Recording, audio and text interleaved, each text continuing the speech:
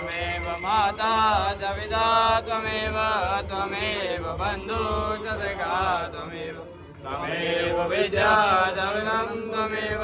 त्वमेव सर्वं मम देव देव अहं न जानामि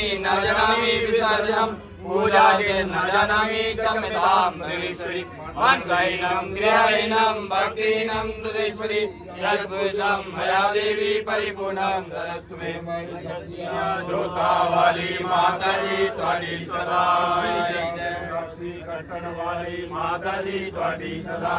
जय कल्याण करन वाली माता जी तुहाडी सदा जय रक्षा करन वाली माता जी तुहाडी सदा जय माता जी तुहाडी सदा जय